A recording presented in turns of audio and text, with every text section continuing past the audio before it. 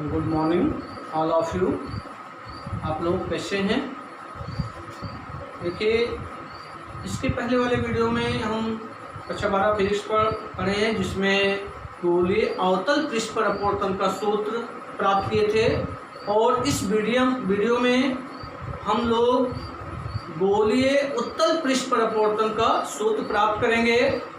और आप लोग इस YouTube चैनल को सब्सक्राइब कर लीजिए, ठीक है। और आगे ड्राइव कराने जा रहे हैं इसमें। देखिए, तो मान लीजिए कोई उत्तल पृष्ठ की बात हो रही है। तो उत्तल पृष्ठ क्या होता है? उभरा हुआ पृष्ठ। तो सपोज कर लीजिए कि ये कोई उत्तल पृष्ठ है, ठीक है। कोई उत्तल पृष्ठ है, नाम दे रहे हैं, और इस पृष्ठ का ध्रुव मान लिया जा रहा P है। इस पृष्ठ का ध्रुव क्या है? P। ध्रुव मध्यबिंदु होता है, बताया गया आपको। अब देखिए, इसका जो वक्रता केंद्र होगा, इसका वक्रता केंद्र इस साइड में होगा। तो यहां पर मान लिया जा रहा है कि इसका वक्रता केंद्र क्या है? C, ठीक है। एक कोई नाम दे दीजिए यस पी यस डैश क्या है? उत्तल पृष्ठ है, जिसका ध्रुव P है, वक्रता केंद्र C है। ध्रुव को वक्रता केंद्र से मिलाने वाली रेखा क्या होती है? मुख्य अक्ष होती है। वक्रता केंद्र से होकर और ध्रुव से गुजरने वाली रेखा क्या होती है? मुख्य अक्ष होती है। तो ये PC इसका क्या हो गया? मुख्य अक्ष हो गया, ठीक। अब इस मुख्य अक्ष को हम क्या करते हैं? पीछे की ओर बढ़ा देते हैं। पीछे की ओर बढ़ा रहे हैं, थोड़ा टेढ़ा हो गया, इसको सीधा कर दे रहे हैं। ये मुख्य अक्ष हो गया, ठीक है। तो मुख्य अक्ष पर सपोज करिए इस पर कोई बिंदु वस्तु O है। कोई बिंदु वस्तु O है। O से कोई प्रकाश की किरण इस पृष्ठ के बिंदु A पर क्या होती है? आपतित होती है। तो ये सपोज करिए यहाँ पर बिंदु A है। बिंदु A पर क्या हो रही है? आपतित हो रही है। तो ये क्या हो गया? आपतित किरण हो गया। तो OA क्या है? आपतित किरण। फिगर ध्यान से समझिए। जब फिगर आप समझ जाएंगे तो इसका डेरिवेशन बहुत आसानी से आप कर ले जाएंगे, ठीक है। मेन फिगर है, फिगर क्लियर हुआ आपका, तो इसको कर ले जाएंगे। क्या किया गया? अब देखिए, यस पी यस डैश क्या है? एक उत्तल पृष्ठ है, जिसका ध्रुव P है, वक्रता केंद्र C है। वक्रता केंद्र और ध्रुव को मिलाने वाली रेखा क्या होती है? मुख्य अक्ष होती है। इस मुख्य अक्ष को हम क्या किए हैं? आगे और पीछे क्या किया गया? थोड़ा बढ़ा दिया गया। पीछे की ओर भी बढ़ा दिए और आगे की ओर भी थोड़ा क्या किया गया है? बढ़ा दिया गया है। अब मान लीजिए विरल माध्यम है और ये पृष्ठ है, तो ये सघन माध्यम है। तो विरल माध्यम का जो निरपेक्ष अपवर्तनांक है वो N1 है, और सघन माध्यम का जो निरपेक्ष अपवर्तनांक है वो क्या है? N2। तो ये विरल माध्यम है, तो विरल माध्यम जब होगा तो इसका निरपेक्ष अपवर्तनांक N1, ये N1। और ये सघन माध्यम है, इसका निरपेक्ष अपवर्तनांक कितना है? N2 है। ये एक दूसरे माध्यमों को क्या करता है? अलग करता है। तो N1 और N2, इसका निरपेक्ष अपवर्तनांक N1 और इसका निरपेक्ष अपवर्तनांक क्या है? N2, ठीक है। तो इतना तो क्लियर हो गया कि यस पी एस डैश एक उत्तल पृष्ठ है, जिसका ध्रुव P है, वक्रता केंद्र C है। वक्रता केंद्र और ध्रुव को मिलाने वाली रेखा मुख्य अक्ष हो गया। मुख्य अक्ष को क्या किया गया? मुख्य अक्ष PC को क्या किया? PC की ओर बढ़ाया गया, थोड़ा आगे की ओर भी क्या कर दिया गया? बढ़ा दिया गया। इसके मुख्य अक्ष पर बाईं ओर क्या किया गया है? मुख्य अक्ष पर बाईं ओर एक बिंदु वस्तु O है। बिंदु वस्तु O से चलने वाली प्रकाश की किरण ये इसके उत्तल पृष्ठ के बिंदु A पर क्या होती है? आपतित होते हैं, ठीक है। तो बिंदु A पर आपतित हो रही है, तो ये क्या हो गया? आपतन बिंदु हुआ। तो वक्रता केंद्र से इस बिंदु पर एक लंब डाल रहे हैं, तो क्या होगा? अभिलंब हो जाएगा। ये यहाँ से एक अभिलंब डाल दिया जा रहा है। वक्रता केंद्र से इस बिंदु पर क्या किया जा रहा है? एक लंब डाल दिया जा रहा है। तो CAN क्या हो गया? ये अभिलंब हो गए। CAN क्या हो गया? अभिलंब हो गया। इतना तो क्लियर हो गया। CAN क्या है? अभिलंब है। अब ये अभिलंब और आपतित किरण OA के बीच बने कोण को क्या कहेंगे? आपतन कोण कहेंगे। कौन सा कोण कहेंगे? आपतन कोण को I से प्रदर्शित किया जाता है। तो OAN, ए क्या हुआ? कोण I हो गया, आपतन कोण हो गया। अब थोड़ा यहाँ ध्यान देना है, ये विरल माध्यम है और ये क्या है? सघन माध्यम है। जब प्रकाश की किरण विरल माध्यम से सघन माध्यम में जाती है, विरल माध्यम से सघन माध्यम में जाती है, तो अपने मार्ग से क्या हो जाती है? विचलित हो जाती है। तो मार्ग से क्या होगी? विचलित होगी। अर्थात विरल से सघन में जाने पर अभिलंब से क्या होती है? अभिलंब की ओर थोड़ा झुक जाती है। अभिलंब की ओर थोड़ा क्या होती है? झुक जाती है। जाना चाहिए इसको सीधे, लेकिन सीधे ना जा करके अभिलंब की ओर थोड़ा क्या हो जाती है? झुक जाती है।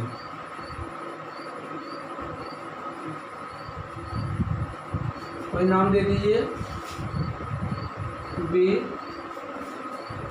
तो ये अभिलंब है और ये क्या? अपवर्तित किरण AB है। तो AB अभिलंब की ओर क्या हो गई? झुक गई।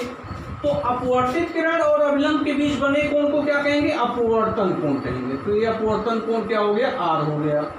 ये आपतन कोण I हुआ और ये अपवर्तन कोण R हो गया। ठीक, इतना तो क्लियर हो गया। अब आगे देखिए,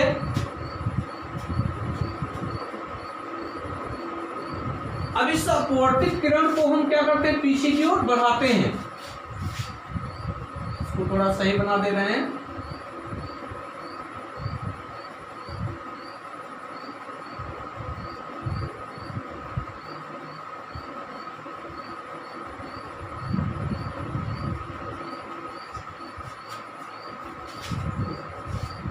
इस अपवर्तित किरण को क्या किया जा रहा है? पीछे की ओर बढ़ाया जा रहा है। पीछे की ओर जब बढ़ाएंगे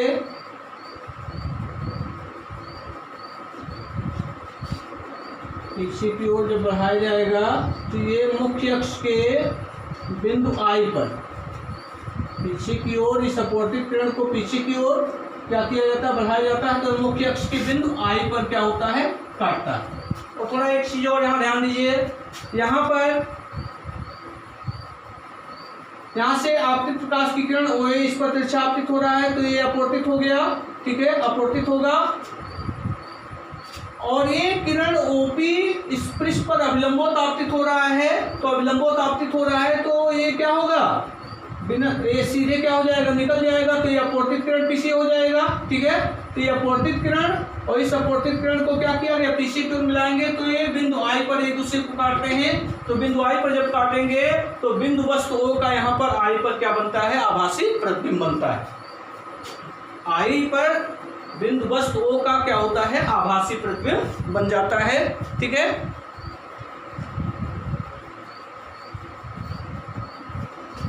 अब देखिए, यहां से बिंदु A से इस पर हम क्या करते हैं? एक लंब डाल देते हैं। AM इस पर क्या है? लंब है। और इस लंब की ऊंचाई कितना है? H। बिंदु A से मुख्य अक्ष पर AM क्या है? लंब डाल दिए। तो AM इसका लंब है, तो इसकी ऊंचाई कितना मान लिया गया? H मान लिया गया। ठीक है, अब ये OA आपतित किरण हुआ, IA। ठीक है, यहाँ पर I पर प्रतिबिंब बन रहा है। तो मान लीजिए कि OA मुख्य अक्ष के साथ कितना कोण बनाता है? अल्फा कोण बनाता है। OA मुख्य अक्ष के साथ कितना कोण बनाता है? अल्फा कोण बनाता है। IA मुख्य अक्ष के साथ कितना कोण बनाता है? बीटा कोण बनाता है। CA मुख्य अक्ष के साथ कितना कोण बनाता है? गामा कोण बनाता है। ठीक, तो फिगर समझ में आ रहा होगा कि मान लिया गया OA मुख्य अक्ष के साथ अल्फा कोण, IA मुख्य अक्ष के साथ बीटा कोण, CA मुख्य अक्ष के साथ कितना कोण बनाता है? गामा कोण बनाता है। ठीक है,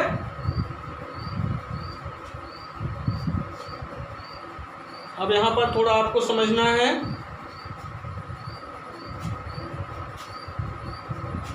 देखिए, ये अभिलंब हो गया, ये अपवर्तित किरण है।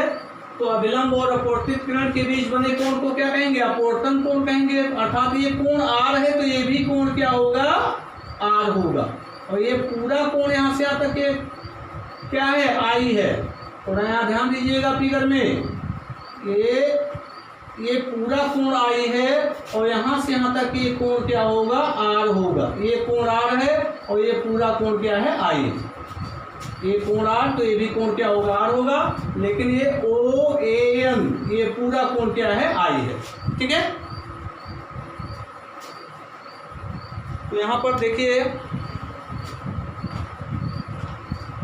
लिखोगे क्या, लिखना कैसे प्रारंभ करेंगे, माना yes yes P S dash एक उत्तल पृष्ठ है जिसका ध्रुव P वक्रता केंद्र C है। लिख दे रहे हैं, माना यस पी एस डैश एक उत्तल पृष्ठ है, उत्तल पृष्ठ है जिसका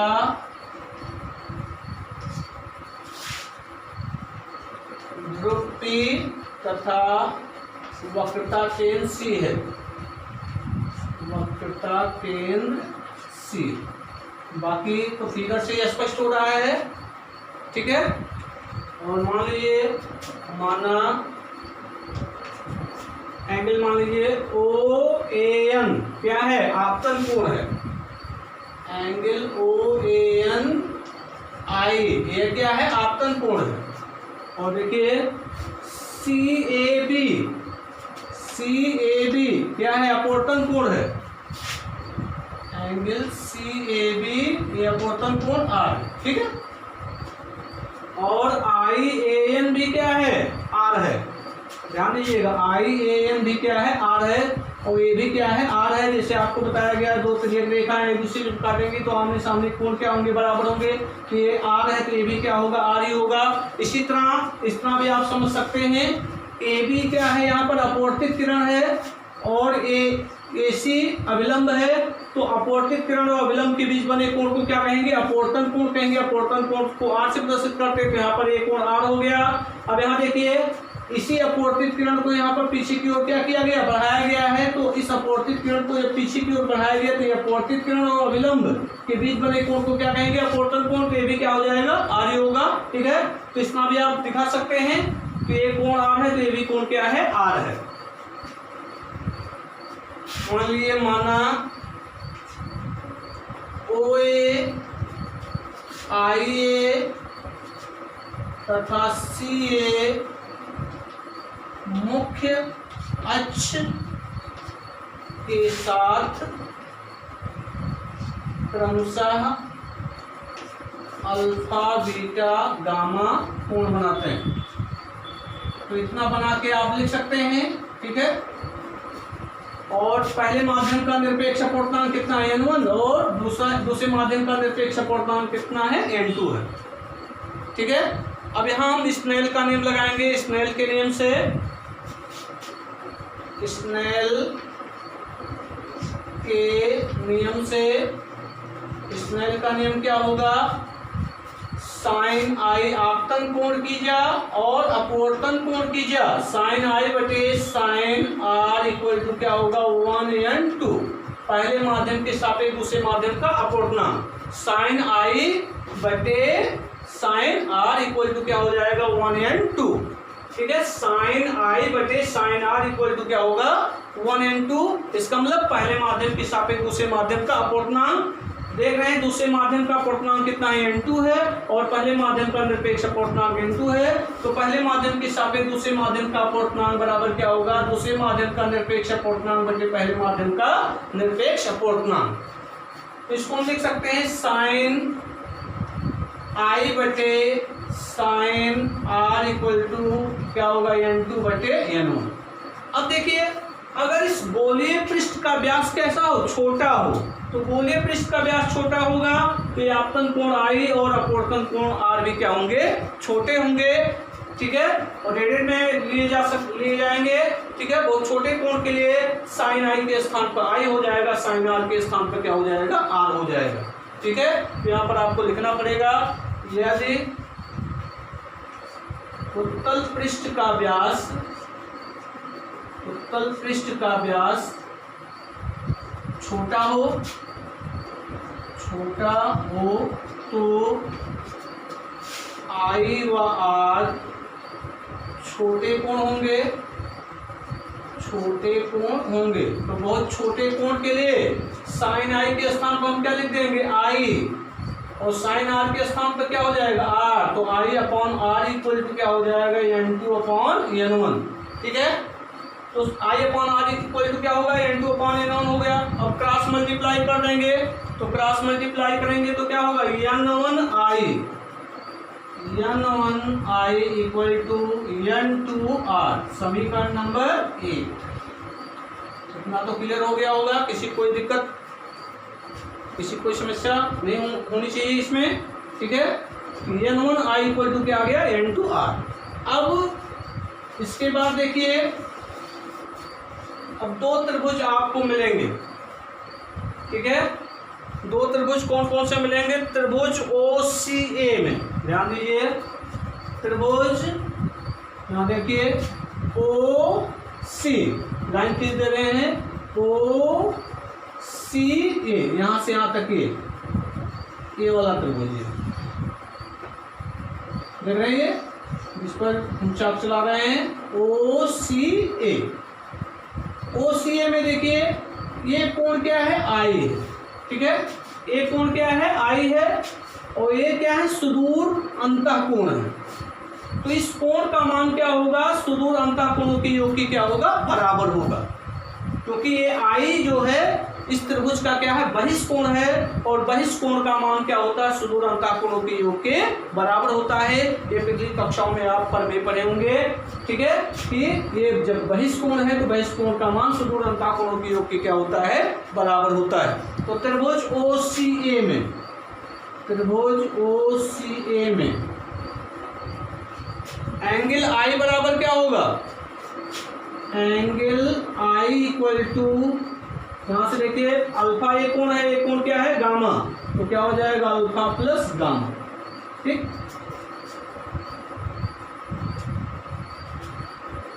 अब इसी तरह एक बड़ा वाला त्रिभुज ICA में, त्रिभुज ICA में, तो इस त्रिभुज में देखिए ये कोण क्या है, बहिष्कोण है, तो बहिष्कोण का मान क्या होगा, सुदूर अंतःकोणों के योग की क्या होगा, बराबर होगा। इसी तरह त्रिभुज ये आई हो गया, ये सी हो गया, और ये हो गया, ICA में, ये वो बड़े वाले त्रिभुज में ये कोण क्या होगा, बहिष्कोण होगा, बहिष्कोण का मान सुदूर अंतःकोणों के योग के बराबर होगा। तो त्रिभुज ICA में R बराबर, ये बहिष्कोण है R का मान क्या होगा, सुदूर अंतःकोणों के योग के बराबर होगा। एक कोण बीटा है, एक कोण क्या है, गामा है, तो R बराबर हो जाएगा बीटा प्लस गामा। इसको हम मान ले रहे हैं समीकरण नंबर 2, इसको मान ले रहे हैं समीकरण नंबर 3। ये तो समीकरण 1 है ही है। अब यहाँ 1 में क्या है, n1 आई बराबर n2 आर है, और समीकरण 2 से आई की वैल्यू ज्ञात किए हैं, और समीकरण 3 से आर की वैल्यू ज्ञात किए हैं। तो आई और समीकरण 2 से आई का मान और 3 से आर का मान समीकरण 1 में रखने पर क्या लिख दे रहे हैं, ताकि क्लियर हो जाए आपका। समीकरण 2 से आई का मान तथा 3 से आर का मान समीकरण 1 में रखने पर, रख दीजिए। अभी तक इनका काम समाप्त हो गया है, इन्हीं की आवश्यकता है। क्यों, क्योंकि यहाँ पर आई की वैल्यू हमें इस समीकरण से रखेंगे, समीकरण 2 से, समीकरण 3 से आर का मान यहाँ पर रखेंगे, और बाकी इनका काम समाप्त हो गया। ब्रेक को छोटा होने के बाद इसको मिटा दे रहे हैं। ठीक है,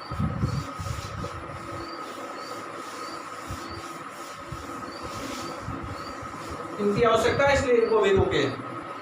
अब देखिए, मान रखिए, अब इसके बाद क्या होगा, n1 आई की वैल्यू क्या है, अल्फा प्लस गामा, तो आई का मान रख दिया गया alpha plus gamma equals to, यहाँ पे आर का मान क्या है, बीटा प्लस गामा, तो आर का मान रख दीजिए यहाँ पे इक्वल टू n2, ये हो गया बीटा प्लस गामा। ठीक,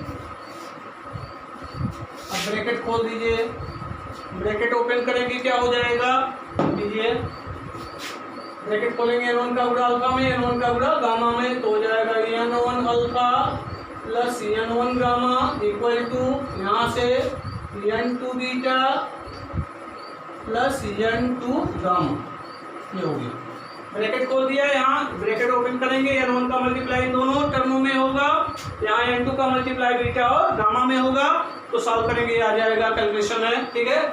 अब यहाँ देखिए गामा वाले को एक पक्ष में कर ले रहे हैं, n2 बीटा को इधर लाएंगे हो जाएगा,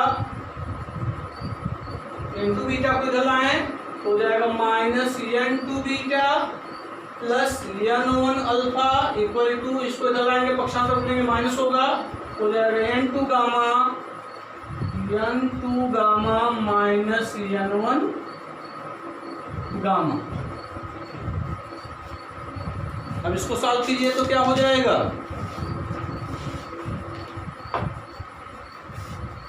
हो जाएगा minus n2 beta plus n1 alpha equals to gamma, इसमें कॉमन है तो हो जाएगा n2 minus n1 gamma. Alpha beta gamma, ठीक है। अब इसको हम इक्वेशन नंबर 4 मान ले रहे हैं, ये equation number 4।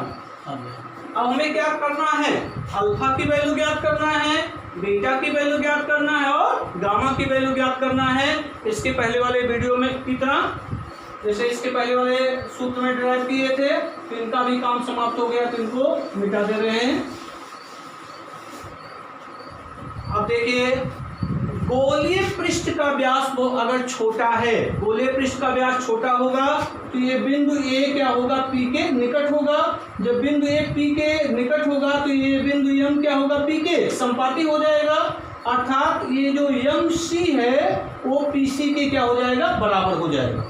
M C P C के क्या होगा, बराबर हो जाएगा, ठीक। इसी तरह ये ओपी है, ये आईपी है, जैसे ये ओपी जब एम पी के निकट आ जाएगा तो ओपी बराबर क्या हो जाएगा, ओएम हो जाएगा। इसी तरह आईपी किसके बराबर हो जाएगा, आईएम के बराबर हो जाएगा। इसी तरह एमसी किसके बराबर हो जाएगा, पीसी के बराबर हो जाएगा। और जब गोलीय पृष्ठ का व्यास छोटा होगा, कम होगा, तो बिंदु ए क्या होगा, पी के निकट होगा, पी के निकट होगा तो क्या होगा, एम पी के संपाती हो जाएगा। और संपाती होगा तो ये जो एमसी दूरी है वो किसके बराबर हो जाएगी, पीसी के बराबर हो जाएगी, अर्थात बिंदु एम पी पर आ जाएगा। और देखिए इसी तरह ओपी किसके बराबर हो जाएगा, ओएम के बराबर हो जाएगा जब बिंदु यहाँ पर आ जाएगा। इसी तरह आईटी किसके बराबर होगा, आईएम के बराबर हो जाएगा, ठीक। और ये भी आपको बताया गया अगर अल्फा बीटा गामा छोटे कोण होंगे, अगर व्यास छोटा है तो ये पी के निकट होगा, एम पी के संपाती होगा, ठीक है। तो एम सी किसके बराबर होगा, पीसी के बराबर होगा, ओपी ओएम के बराबर हो जाएगा, आईपी आईएम के बराबर हो जाएगा। और अल्फा बीटा गामा भी क्या होंगे, छोटे कोण होंगे। तो छोटे कोणों के लिए अल्फा के स्थान पे हम क्या ले लेंगे, tan अल्फा, बीटा के स्थान पे क्या लेंगे, tan बीटा, गामा के स्थान पे क्या लेंगे, tan गामा। यहाँ पर लिखना पड़ेगा आपको, यदि उत्तल पृष्ठ का व्यास छोटा है तो अल्फा बीटा व गामा कोण, अल्फा बीटा व गामा छोटे कोण होंगे, छोटे कोण होंगे। तो वो छोटे कोणों के लिए क्या होगा, अल्फा के स्थान पर क्या लेंगे, tan अल्फा। तो अल्फा के स्थान पर क्या ले लिया गया, tan अल्फा। tan अल्फा बराबर क्या होगा, लंब बटे आधार। अब देखिए यहाँ पे बिंदु ए से मुख्य अक्ष पर एम क्या किया गया, लंब डाला गया है। जब ये लंब है और इसकी ऊंचाई कितना है, h है, ठीक है। तो इसकी ऊंचाई h माना गया है, तो यहाँ पर ये कोण अल्फा है। देखिए इस त्रिभुज में, त्रिभुज ओ ए एम में देख रहे हैं कि जब इसका व्यास छोटा होगा तो ये पी के निकट होगा और एम इसकी संपाती हो जाएगा। तो इस त्रिभुज में, त्रिभुज ओ ए एम में tan अल्फा बराबर क्या होगा, लंब बटे आधार। क्या हो जाएगा, लंब बटे आधार। तो लंब क्या है, एम है, और आधार क्या है, इसमें आधार क्या होगा, ओएम। आधार क्या होगा, ओ एम। जाएगा ओ एम हो गया। अब ये ओ, जब ये व्यास छोटा होगा तो बिंदु एम पी के क्या होगा, निकट होगा। तो ये जो ओ एम दूरी है, ओ एम किसके बराबर हो जाएगा, ओपी के बराबर हो जाएगा। तो यहाँ ओ एम के स्थान पर हम क्या लिख सकते हैं, ओपी। तो ए एम बटे ओपी। अब यहाँ थोड़ा और समझना आपको, वो क्या है, बिंदु वस्तु है। बिंदु वस्तु से ध्रुव की दूरी को किससे दिखाते हैं, यू से। किससे दिखाया जाता है, यू से।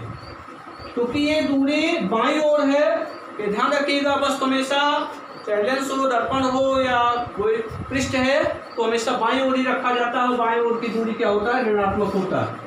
प्रतिबिंब में बाईं ओर ही बन रहा है, तो बाईं ओर बन रहा है तो यहाँ से यहाँ तक की दूरी, ये यहाँ से यहाँ तक की दूरी, प्रतिबिंब से ध्रुव की दूरी को किससे दिखाते हैं, वी से दिखाते हैं। ये तो माइनस भी हो जाएगा। अब यहाँ ध्रुव से वक्रता केंद्र के बीच की दूरी, वक्रता केंद्र से ध्रुव के बीच की दूरी को क्या कहते हैं, वक्रता त्रिज्या। ये दाईं ओर है इसलिए ये धनात्मक लिया जाएगा, प्लस में। दाईं ओर की दूरी धनात्मक, चिन्ह परिपाटी के अनुसार ध्रुव से बिंदु वस्तुओं की दूरी को यू से दिखाते हैं। चूंकि ये दूरी बाईं ओर है तो ऋणात्मक हो गया। आई पी भी बाईं ओर है, ये भी ऋणात्मक होगा। तो प्रतिबिंब आई से ध्रुव पी की दूरी को किससे दिखाते हैं, वी से। लेकिन ये बाईं ओर होने के कारण ये भी ऋणात्मक होगा, ये भी ऋणात्मक होगा। लेकिन वक्रता त्रिज्या क्या होगा, दाईं ओर है तो ये क्या होगा, धनात्मक होगा। ठीक, अब देखिए यहाँ मान लो आप रख लीजिए ए एम किसके बराबर है, एच के। ये हो गया एच बटे ओपी। ओपी क्या है, माइनस यू। ये माइनस यू हो गया ओपी। ठीक, इसको थोड़ा नीचे लिख दे रहे हैं हम, मिक्स हो जा रहा है तो थोड़ा फिर से मिटा के हम लिख दे रहे हैं, ये कंफ्यूजन होगा। तो अल्फा बराबर क्या हो जाएगा, tan अल्फा बराबर क्या होगा, लंब बटे आधार। लंब क्या है, ए एम, आधार क्या है, ओ एम। ओ एम किसके बराबर होगा, ये ओ एम किसके बराबर होगा, ओपी के। तो ए एम बटे ओपी। ए एम का मान कितना है, लंब की ऊंचाई एच। ओपी कितना है, माइनस यू, तो माइनस यू हो गया। इसी तरह बीटा बराबर क्या हो जाएगा, tan बीटा। अगर अल्फा बीटा गामा छोटे कोण है तो अल्फा के स्थान पे tan अल्फा दिया गया, बीटा के स्थान पे tan beta.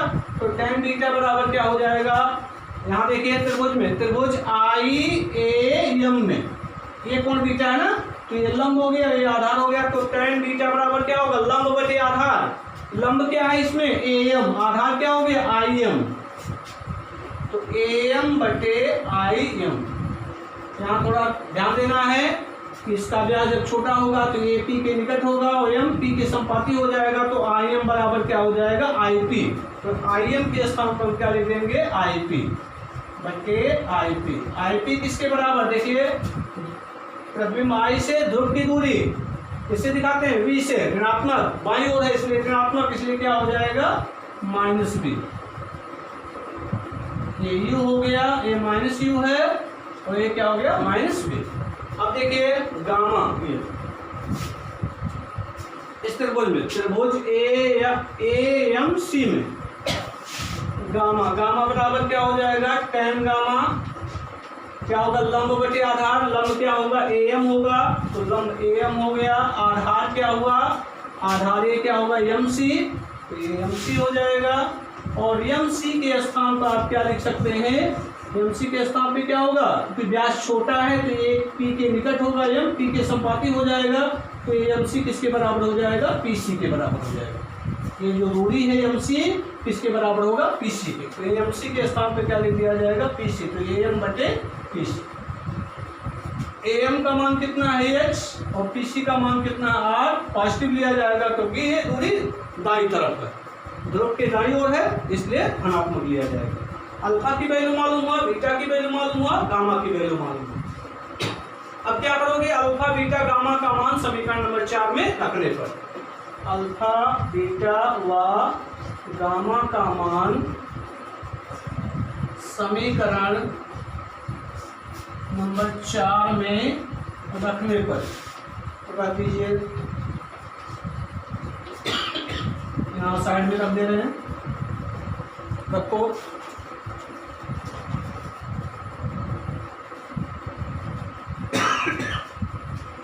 Alpha beta gamma. Alpha beta gamma का मान आया है, इसमें किसमें रखना है, समीकरण नंबर 4 में। तो रखिए -n2 बीटा का मान कितना निकाले हो, h upon minus B, h upon minus B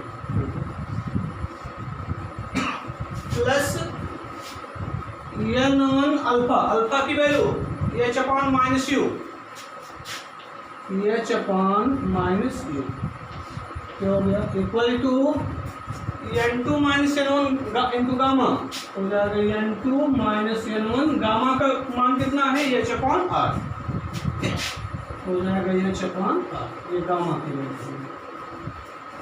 इतना तो क्लियर हो गया। अल्फा यहाँ बीटा की वैल्यू रखा गया, यहाँ अल्फा की वैल्यू रखा गया, यहाँ पर गामा की वैल्यू रखा गया। अब इसको सॉल्व कर लीजिए, सॉल्व करोगे क्या होगा, थोड़ा ध्यान दीजिए। यहाँ पर ए प्लस ए माइनस है, ए भी माइनस माइनस प्लस हो जाएगा, ए प्लस है ए माइनस है, प्लस माइनस से ए क्या हो जाएगा, माइनस हो जाएगा। तो थोड़ा ध्यान दीजिए, इसको सॉल्व कर दे रहे हैं। तो n2h अपॉन v, ये प्लस है ये माइनस है, माइनस हो जाएगा, ये हो जाएगा n1h upon u equals to n2 minus n1 into h upon r। इसके अंश में भी h है, यहाँ भी h है, यहाँ भी h है। h से पूरे समीकरण में क्या करेंगे, भाग दे देंगे, ठीक है। तो h कैंसिल हो जाएगा, तो क्या आ जाएगा, n2 upon v minus n1 upon u equals to n2 minus n1 upon r। ये आ गया गोलीय उत्तल पृष्ठ पर अपवर्तन का सूत्र। यही फार्मूला इसके पहले वाले में भी आया था, गोलीय अवतल पृष्ठ पर अपवर्तन का सूत्र n2 upon v minus n1 upon u equals to n2 minus n1 upon r, ठीक है। और यहाँ पर गोलीय उत्तल पृष्ठ पर अपवर्तन का सूत्र क्या है, n2 upon v minus n1 upon u equals to n2 minus n1 upon r। अब देखिए, एक विरल माध्यम की सापेक्ष सघन माध्यम का अपवर्तनांक n हो, तो दे रहे इधर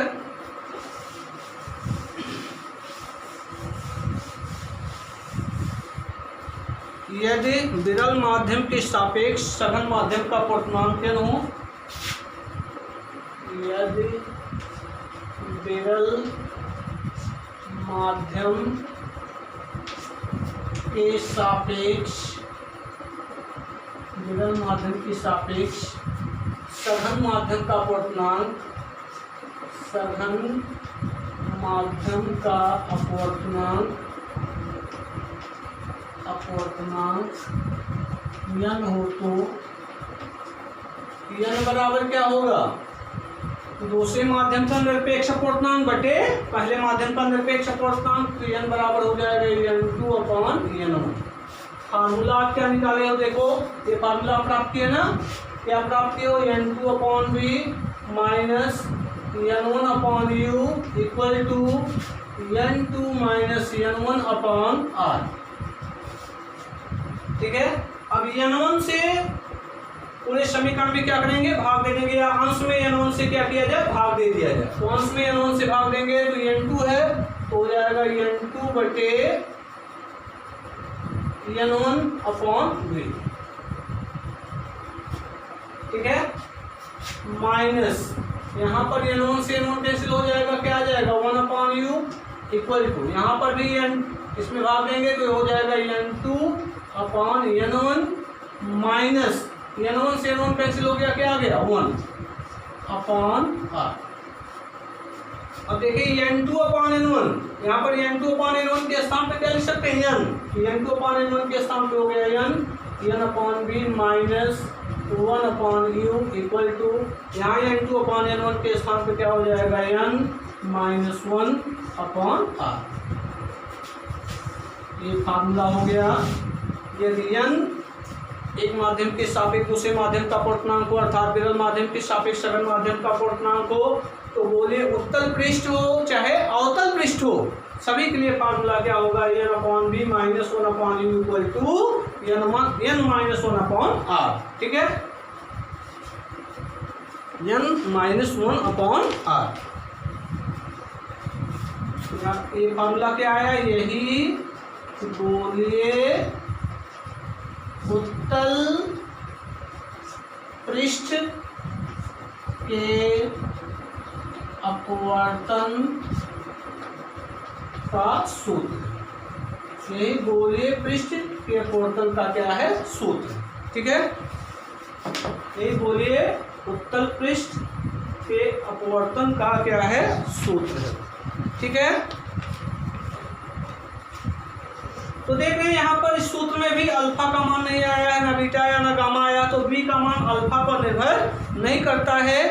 तो इसका मतलब क्या हुआ, किसी बिंदुवश O से चलने वाली प्रकाश की किरणें छोटे गोलीय पृष्ठ के लिए अपवर्तन के पश्चात बिंदु I से आती हुई क्या होती हैं, प्रतीत होती हैं, अर्थात बिंदुवश O का I पर क्या बन जाता है, आभासी प्रतिबिंब बनता है। ठीक है, तो चाहे वो अवतल गोलीय पृष्ठ हो चाहे उत्तल गोलीय पृष्ठ हो, दोनों के लिए जो अपवर्तन का सूत्र होगा क्या होगा, n/v -1/u = n-1/r। ठीक, ये डेरिवेशन कंप्लीट हुआ।